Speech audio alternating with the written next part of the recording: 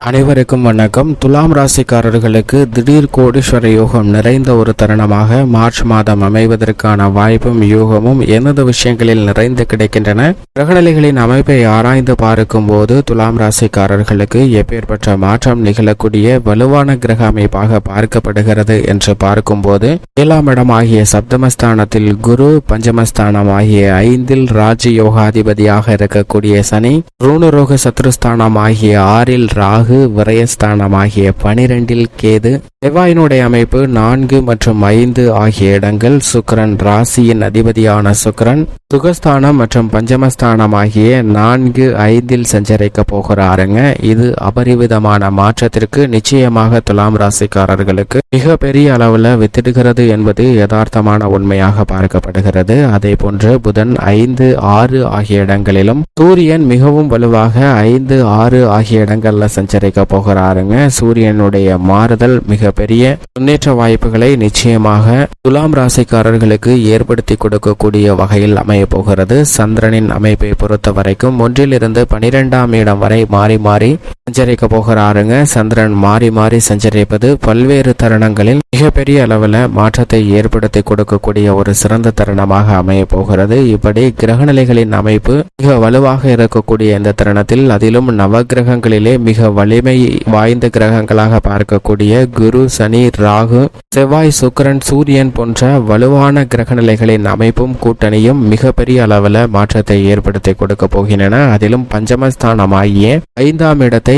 6 கிரகநிலைகள் இந்த மாதத்தில் கடந்து செல்ல போகின்றன. 5ஆம் இடத்தை 6 கிரகநிலைகள் கடப்பதால் அமோகமான மாற்றத்திற்கு வித்திடக்கூடிய ஒரு தருணமாக மார்ச் மாதம் அமைவதற்கான வாய்ப்பும் யோகமும் துலாம் ராசிக்காரர்களுக்கு மிகவும் அபரிவிதமாக நிறைந்து கிடைக்கிறது என்பதுதான் யதார்த்தமான உண்மையாக பார்க்கப்படுகிறது. உதாரணமாக, ஒரு மிகப்பெரிய சாம்ராஜ்யத்தை ஆளக்கூடிய சக்கரவர்த்தியாக இருக்கக்கூடிய ஒரு அரசன் ஒரு போட்டி ஒன்றை அறிவிக்கிறார். அதாவது, தனது அரண்மனை வாயிலில் முழுக்க முழுக்க இரும்பால் செய்யப்பட்ட ஒரு மிகப்பெரிய கதவு ஒன்று உள்ளது. அந்த கதவை எந்த விதமான ஆயுதங்களையும் பயன்படுத்தாமல் தன்னுடைய கரண்களில் உள்ள பலத்தை மட்டுமே பயன்படுத்தி திறப்பவர்களுக்கு மிகப்பெரிய பரிசாக தனது ராஜ்யத்தில் உள்ள ஒரு பகுதியை பிரித்து கொடுத்து அரசனாக மாற்றப் போகிறேன் என்ற அறிவிப்பை வெளியிடுகிறார். இதை கேட்ட உடனே மக்கள் மத்தியில் மிகப்பெரிய அளவில் ஆர்வமும் அவர்களுடைய மனதில் அரசனாக வேண்டும் என்ற எண்ணமும் மிக சிறப்பாக எழுகிறது. எனவே இந்த போட்டியில் எப்படியாவது பங்கு பெற்று வெற்றி பெற வேண்டும் என்ற மிகுந்த ஆவலுடன் அனைவரும் போட்டி நடக்கக்கூடிய அந்த இடத்தில் குவிகின்றனர். கூட்டம் மிகவும் சாறை சாறையாக இருக்கிறது. அவற்றை கட்டுக்குள் அடங்காத அளவிற்கு பல கோடி மக்கள் அங்கு குவிகின்றனர். அப்படி குவிந்த மக்கள் மத்தியில் அரசன், நீங்கள் இவ்வளவு பேர் வந்திருப்பது எனக்கு மிகப்பெரிய அளவில் மகிழ்ச்சியை ஏற்படுத்துகிறது. இந்த போட்டியில் வெற்றி பெற்றால் என்ன பரிசு என்று அறிவித்தேனோ, அதே போன்று தோல்வி அடைந்தால் என்ன தண்டனை என்பதையும் அறிவிக்கிறேன் என்று அரசர் இந்த போட்டியில் தோல்வி அடைகிறவர்களுக்கு தங்களுடைய 2 கைகளையும் வெட்ட போகிறேன் என்ற அறிவிப்பு வெளியிடுகிறாருங்க. இதை கேட்ட உடனே மக்கள் மத்தியில் அச்சம் சூழ்கிறது. நம்மளுடைய கையை இழந்து விடுவோமா என்ற ஒரு பயம் சூழ்கிறது.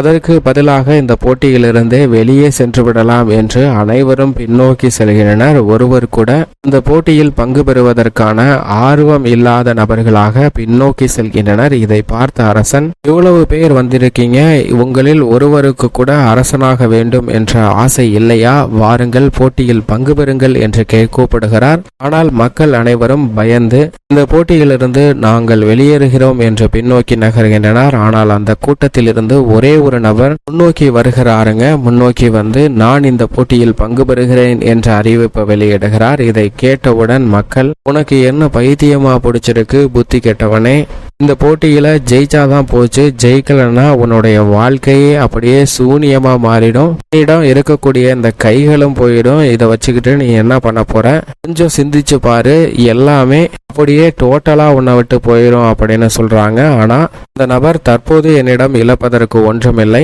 ஆனால் இந்த போட்டியில் வெற்றி பெற்றேன் என்றால் நீங்கள் சொல்வதற்கு அனைத்துமே அப்படியே தலைகீழாக மாறிவிடும், அதனால் நான் இந்த போட்டியில் முயன்று பார்க்க போகிறேன் என்று அந்த போட்டி நடக்கக்கூடிய இடத்தை நோக்கி முன்னே செல்கிறார். முன்னே சென்று அந்த அரண்மனை கதவு வாயில் அருகாமையில் செல்கிறாருங்க. தன்னுடைய கரங்களை பயன்படுத்தி அதை தள்ள முயற்சி செய்கிறார். அவர் முயற்சி செய்யாமலே அந்த கதவு எளிதாக திறந்து விடுகிறது. ஏனென்றால் அந்த கதவிற்கு தாழ்பால் கூட இடவில்லை.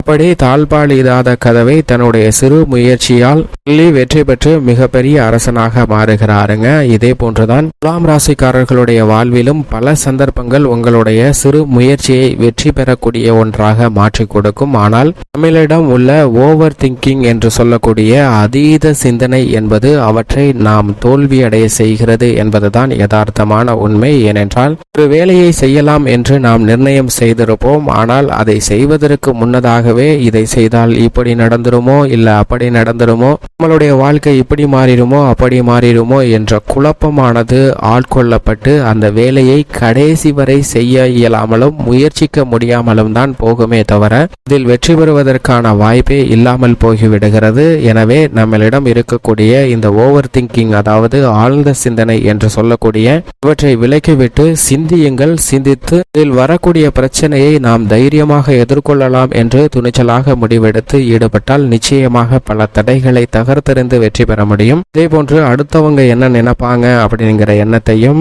நாம நினைக்கிறது மாதிரி தான் அடுத்தவங்க இருக்கணும் அப்படிங்கிற எண்ணத்தையும் மாற்றிக்கொண்டு சிறு முயற்சி செய்தாலே நிச்சயமாக நல்ல பலன் உண்டு. ஏனென்றால் மிக வலிமை வாய்ந்த குரு மற்றும் சனி ஆகிய 2 கிரகநிலைகளும் மிக அற்புதமான அமைப்பில் துலாம் ராசிக்காரர்களுக்கு சஞ்சரிக்கின்றன. சக்தி வாய்ந்த ராகுவும் சாதகமாக இருக்கிறாருங்க. 7ஆம் இடம் ஆகிய சப்தமஸ்தானத்தில் குரு சஞ்சரிப்பதால் பல்வேறு வகையான சுப நிகழ்வுகள் மிக சிறப்பாக நடைபெறும். குடும்பத்தில் இருக்கக்கூடிய பல சிக்கல்கள் தடைகள் அனைத்தையும் குரு விலக்கி விடுகிறாருங்க. ராசிக்கு மிகவும் சகாயமானவராக இல்லை என்றாலும் கோல்சார விதியின் அடிப்படையில் நவகிரகங்களிலே முழு சுப கிரகமாக இருக்கக்கூடிய குரு வலுவான அமைப்பில் இருப்பதால் துலாம் ராசிக்காரர்களுக்கு மிக பெரிய அளவுல உடல்நல ஆரோக்கியம் கிடைக்கும். நீங்கள் திட்டமிடக்கூடிய காரியங்களில் வெற்றி நிறைந்து கிடைக்குங்க. உங்களுடைய சிறு முயற்சியில புதிய வீடு, நிலம், வாகனம், ஆடை ஆபரண சேர்க்கையும் மங்களகரமான பல சுப நிகழ்வுகளும் நடைபெறுவதற்கான யோகம் நிச்சயமாக உண்டு. உணர்ச்சி வசப்படாமல் அனைத்து விதமான பணிகளையும் மிக சிறப்பாக பொறுமையுடன் கையாண்டால் நிச்சயம் மிக பெரிய அளவுல முன்னேற்றம் நிறைந்து கிடைக்கும். உத்தியோக ரீதியாக சனி பகவான் மிக வலுவாக பூர்வ புண்ணியஸ்தானமாகிய 5இல் சஞ்சரிப்பதால் இந்த தருணத்தில் அலைச்சல் குறையும். உத்தியோக ரீதியாக எதிர்பார்க்கக்கூடிய சலுகைகள் நிறைந்து கிடைக்கும். மதிப்பும் மரியாதையும் அதிகரிக்கும். தொழில் ரீதியாக புதிய ஒப்பந்தங்கள் மிக சிறப்பாக கிடைக்கும். அரசாங்க சலுகைகள் விரும்பியபடியே மிகவும் சிறப்பாக கிடைப்பதற்கான யோகம் உண்டு. ஏனென்றால் சூரியன் மிக வலுவாக 6இல் மாறப்போகிறார். அது மட்டுமல்லாது புதன் நீச்சம் பெற்றாலும் கூட பெரிய அளவிற்கு சிரமம் இல்லாத ஒரு தருணமாக பார்க்கப்படுகிறது. எனவே தைரியத்துடனும் துணிச்சலுடனும் தொழில்துறை, வியாபாரத்துறையில் பல பணிகளை சிறப்பாக செய்யலாம். மற்ற துறைகளை விட திடீர் கோடீஸ்வர யோகம் நிறைந்த ஒரு துறையாக நிச்சயமாக தொழில்துறை, வியாபாரத்துறை மிக சிறப்பாகவும், கலைத்துறையும் அதில் முக்கியமான ஒன்றாகவும் பார்க்கப்படுகிறது. ஏனென்றால் ராசியின் அதிபதியும் சுகம் மற்றும் பஞ்சமஸ்தானத்தில் மிக வலுவாக சஞ்சரிக்க போகிறார். இது பல மடங்கு நன்மையும் முன்னேற்றத்தையும் ஏற்படுத்தி கொடுக்கக்கூடிய சிறந்த அமைப்பாக பார்க்கப்படுகிறது. அரசியல் சார்ந்த பணிகளிலும் திருப்திகரமாக நீங்கள் எதிர்பார்க்கக்கூடிய வாய்ப்புகளும் முன்னேற்றமும் இந்த தருணத்தில் நிறைந்து கிடைக்கிறது. பல தடைகள் விலகுகிறது. பூமிகாரகன், மங்களகாரகன் என்று சொல்லக்கூடிய செவ்வாயும் மிக வலுவாக சஞ்சரிக்கிறாருங்க. எனவே விவசாயம் சார்ந்த பணிகள் மிக சிறப்பாக நடைபெறும். புதிய நிலம், வீடு, வாகனம் வாங்குதல் உட்பட பணிகள் மனதிற்கு மகிழ்ச்சி தரக்கூடிய வகையில் அமையும். கால்நடை வளர்ப்பில் நல்ல முன்னேற்றம் நிறைந்து கிடைக்கும். பெண்மணிகளை பொறுத்தவரைக்கும் ராசியின் அதிபதியான சுக்கிரனும் குருவும் மிக வலுவாக சஞ்சரிப்பதால் பெண்மணிகள் எந்த காரியத்தை திட்டமிட்டாலும் அவற்றில் மிகுந்த மகிழ்ச்சியும் முன்னேற்றமும் நிறைந்து கிடைக்கக்கூடிய ஒரு தருணமாக பார்க்கப்படுகிறது. பல தடைகள், தாமதங்கள் அத்தனையும் விலகும். நிழல் கிரகமாக இருக்கக்கூடிய ராகுவும் மிக அற்புதமாக சஞ்சரிக்கிறாருங்க. எனவே நவ கிரகங்கள்ல 8 கிரகநிலைகள் மிக அற்புதமான அமைப்பில் நிச்சயமாக துலாம் ராசிக்காரர்களுக்கு சஞ்சரிக்கின்றன. இந்த தருணத்தில் சாதகமற்ற ஒரு அமைப்பு என்றால் மோட்சக்காரகரான கேது மட்டும்தான். விரயத்தில் இருந்தாலும் கூட சுப விரயங்களாக மாறும்.